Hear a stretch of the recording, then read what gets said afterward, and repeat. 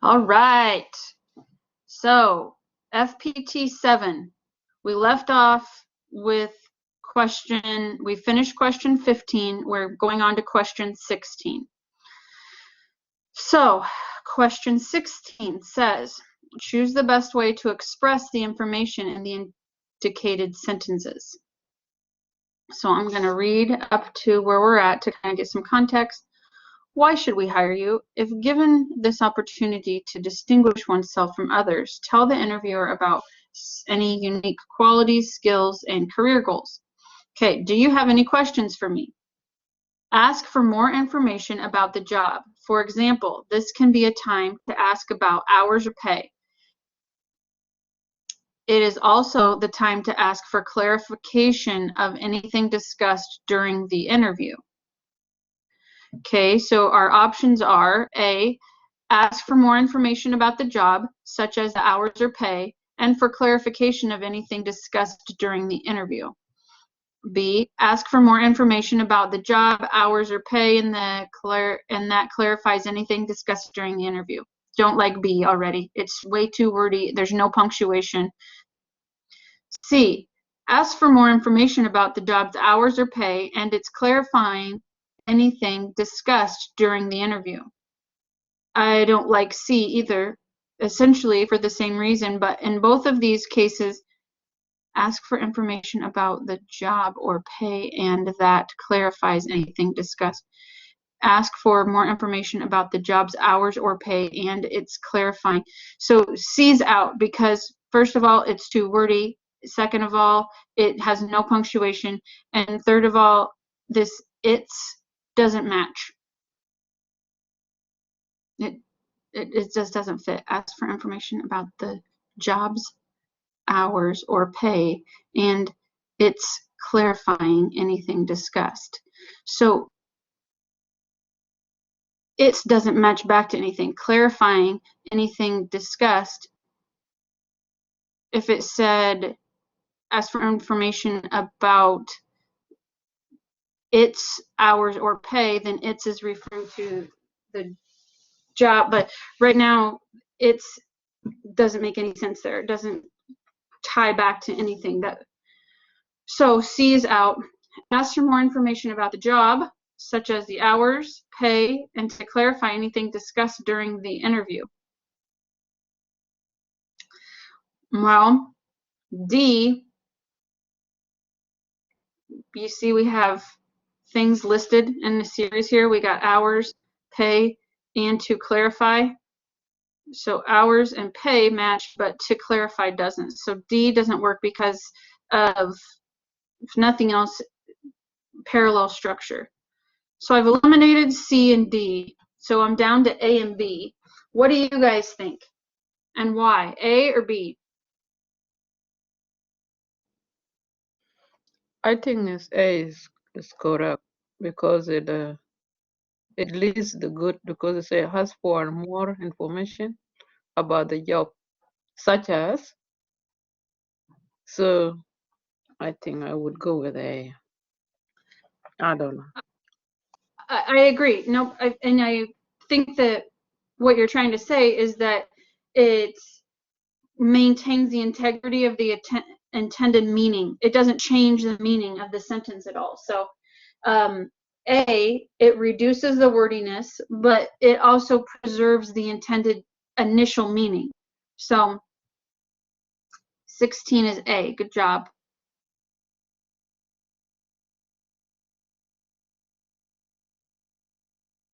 Okay, so 17, we've moved on to paragraph 4. First, I'm going to start at paragraph. First, practice alone, then ask a friend or a mentor to play the role of interviewer. During the practice interview, make sure to give the interviewer a firm handshake, maintain eye contact, give thorough answers, speak clearly and concisely, thank the interviewer at the end of the interview. At the conclusion of the role playing, ask that friend of yours to tell you what he or she really, really thought.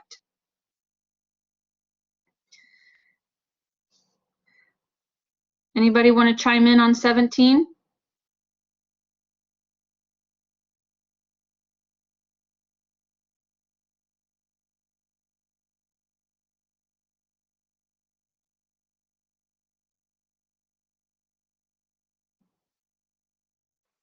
I chose C because it is most formal, I felt. Exactly. Good job. Perfect. And we talked about this earlier too with maintaining that formal tone. So the way that it is isn't going to work, right? So that friend of yours to tell you what he or she really, really thought, that is not very formal. And that friend of yours, you would say, ask your friend instead of that friend of yours. But up here, it's saying that you get a friend or a mentor. So that just doesn't work because it's not referring to just the friend. So ask, yeah. So A is not going to work, and C is the best option of the two that maintains the formal tone and also delivers it concisely. I mean, that is what you're looking for constructive feedback. So 17 answer is C. Good job. All right, let's move on to number 18. All right, I can already tell. So this is where my mind goes. I can already tell when I look at this question, there's only one word that it's dealing with, which is a verb. And the options are only about changing the verb form. So to me, I'm already going to look at what verbs are already in place that I need to try to match this verb to. So if I, step 4, look sharp, plan ahead, be confident, and expect surprises. For the interview itself, wear clean, appropriate attire, and bring along relevant documents and supplies. Before the interview, get plenty of rest, make sure to eat a nutritious meal, and allowing extra time to get to the destination. So I've got before the interview, get, make sure, allowing does not match with those ones. So which one of these choices? We know A is out, so B, C, or D. Which one matches the other verbs that are already there to maintain your parallel structure? The last one. Good. Allow, right? So for number 18, the answer is D, because it maintains this, it matches the verbs, and doing so maintains parallel structure. All right, so we're moving on to our last set of questions, and this is going to be about to read through the draft of a report about an influential sports figure, then go to the suggestions for revisions that follow. Okay, so again, we're operating on the assumption I've already read through all of this in its entirety, and y'all have too, so we're not going to do that together. We're just going to move on to the questions. Okay, number 19. I see how we just talked about this with that last one. Has expanded, and then my options are will have expanded, had expanded, expanded. So I can already tell that this is going to be something where I need to match verb tenses. So that's good for me to kind of have in my mind, because I'm going to be looking for whatever's already there so that I can match the underlying portion to agree with it. So when Holcomb Rucker blew the first whistle to start his experiment in summer youth program, or in summer youth basketball on a Harlem playground in 1947, there were 4 teams and he was the only official. By 1965, the Rucker, as the program came to be called, has expanded to include youth, college, and professional divisions that played on several playgrounds in Harlem. What do you think the answer is here for 19?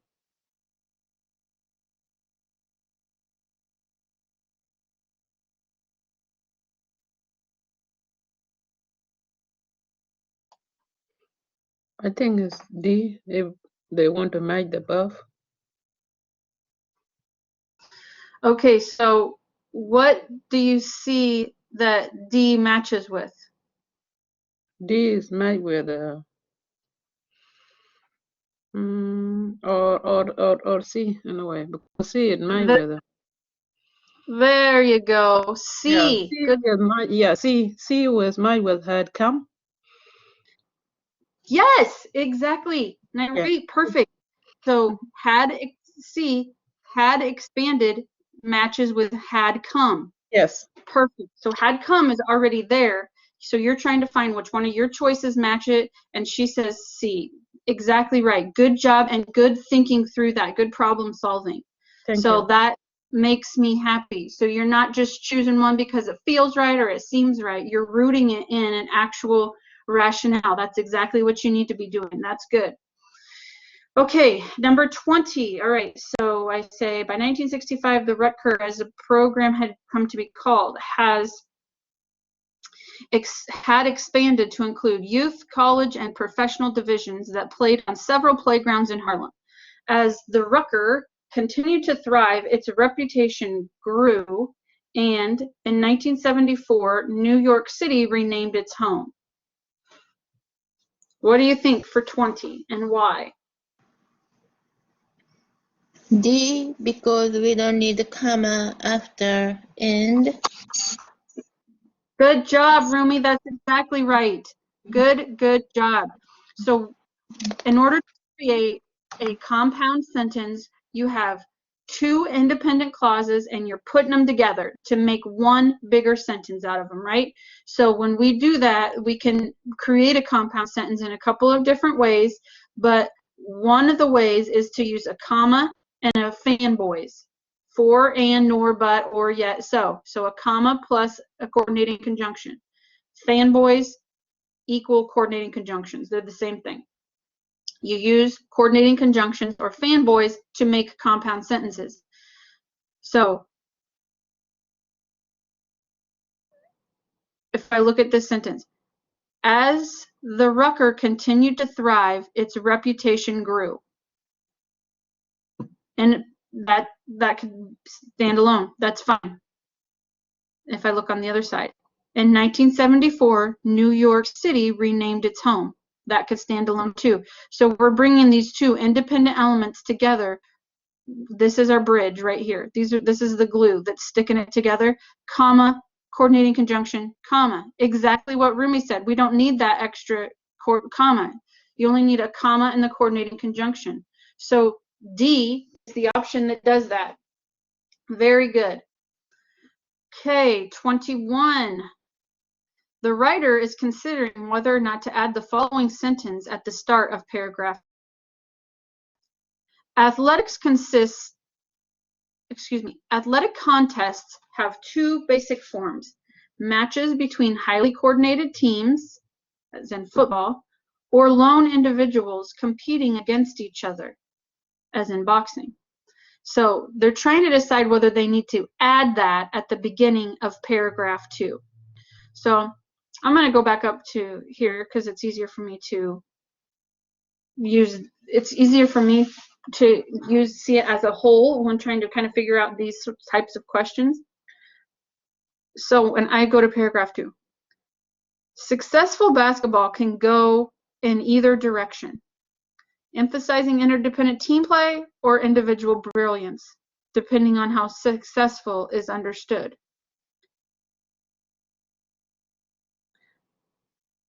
So what is really drawing my attention is right here, this either direction.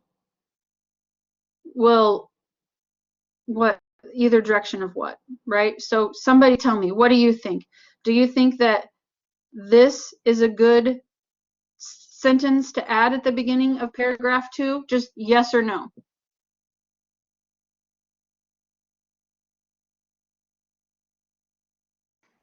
Yes. Okay, so we have it narrowed down to A and B because we said that the answer is yes.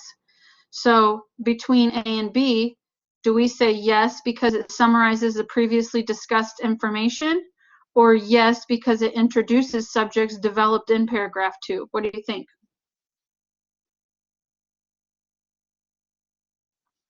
I think it's B, because it introduced the paragraph. Yeah, exactly. So if you're going to put this at the very beginning of the paragraph, athletic contests have 2 basic forms.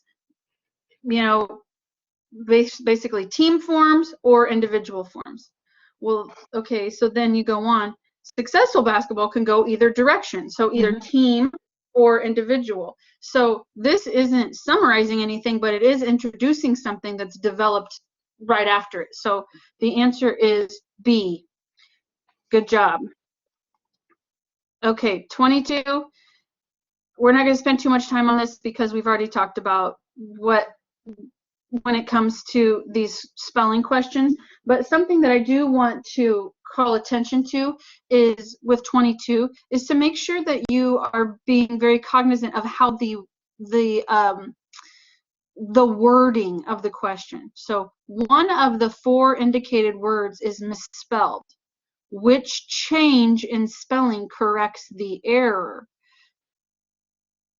So students get tripped up on this one sometimes because they think in their mind that it's saying which one of these questions is spelled wrong, and they're like, well, there's like 3 of them that's spelled wrong. Yeah, so they are saying that they are spelled wrong. Which one corrects the spelling error? So you're not looking for which one's spelled wrong, you're looking for which one's spelled right in this case, which is different than how they word it in some other questions. So in this case, the answer is C. All right, 23. Okay, let me get some context here. Okay, so thus, although players and coaches certainly wanted to win Rucker games and championships, there were no significant pressures or incentives to do so, other than their own competitive desires. This environment allowed the players more freedom to reinvent how the game was played. So what do you think the answer for 23 is?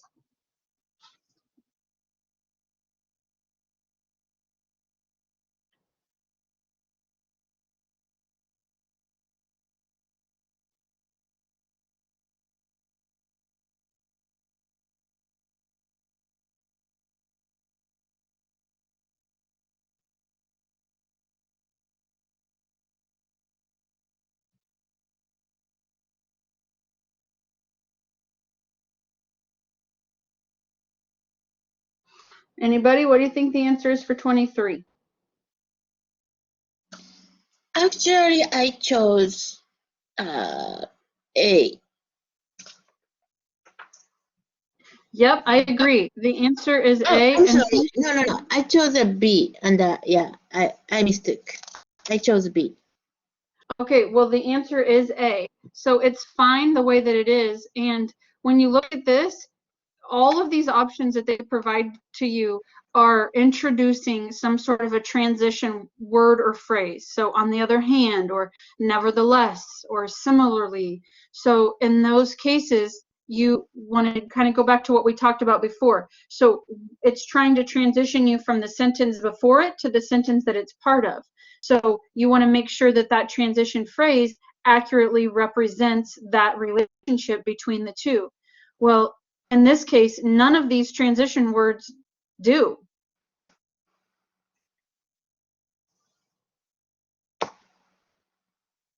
Okay, So, I just need to read.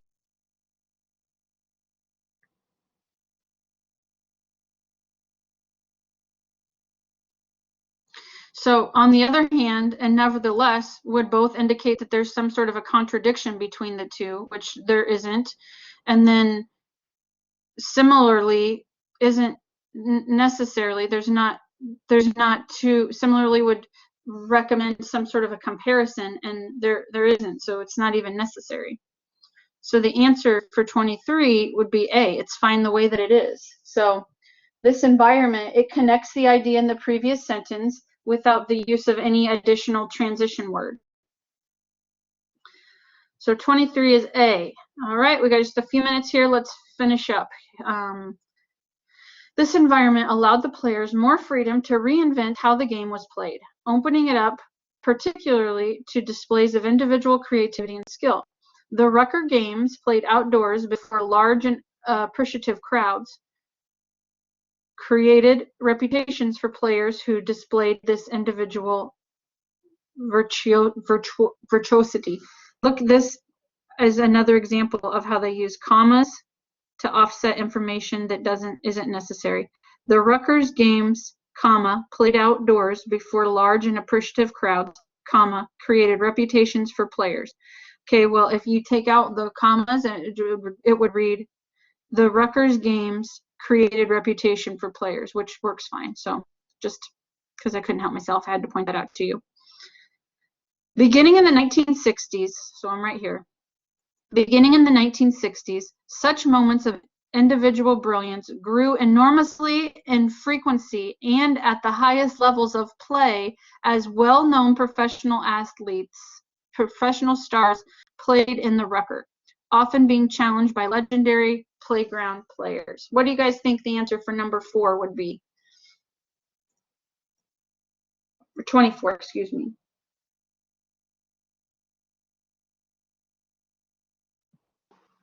B. Very good. So B is the best option because, like you picked up on earlier too, it maintains the tone and it's just the most precise. So the answer to number 24 is B. So it precisely expresses the idea of the sentence while maintaining the tone. And last but not least, we've got number 25. So 25, choose the best sentence to add at the end of paragraph 3. Choose the best sentence to add at the end of paragraph 3. Well, so what my mind is initially going to is that this is going to have to be some sort of summarizing sentence. Paragraph 3 is the end of the passage, right? Oh, I went up too much. No, I went down too much. Hold on a second. Here we go. Okay. So paragraph 3 is the last paragraph in the passage. And so they're looking for something to add to the end of paragraph 3. So I'm automatically on alert for something that is going to sum it up, that's going to summarize it. I'm not looking for any new information to be displayed here, any new ideas, and I'm also not looking for anything that doesn't really relate to the paragraph that it's in. So something summarizing, that's what I'm looking for. So let's read paragraph 3. Helping players to leave the playgrounds and continue their educations, not changing basketball, was what had motivated Holcomb Rucker. He started his program to give young people something to do outside of school. He monitored how players did in school, and he sent hundreds on to prep schools and to college. He himself provided a hotel, obtaining a he himself provided a model, obtaining a high school equivalency diploma, an undergraduate degree, and a position as a junior high school English teacher while running his program. For Rucker, running his program, including enlarging its size and scope, was always a means to achieve his educational goals for the players. Okay, so if I say A, yet it has been the unintended changes in basketball itself that have done the most to expand educational opportunities for the players. As schools have embraced the individual virtuosity first brought to the organized basketball by the Rucker. Okay, so that's A. Perhaps year-round organized basketball did not begin entirely with Holcomb Rucker in the summers of the late 1940s and early 1950s in New York, but no other person or place has been put forward as an alternative origin. Okay, well, I don't really like that one because it kind of takes away from the contributions that they are trying to highlight in number 3. So B's not my best friend right now. C, the Rucker still continues today with its outdoor plays of individual virtuosity presented on a removable wooden court at Holcomb Rucker Park in Upper Manhattan. Okay, so that one I guess might be okay, except for I think that this is a little bit too much and kind of weird in there.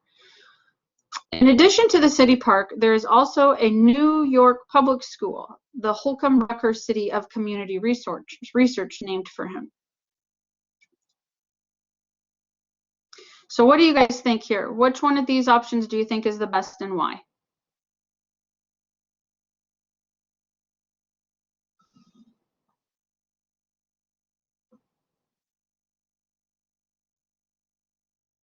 I chose C and I know it's not correct, but I have no idea what should I do for this. Okay, anybody else have any ideas?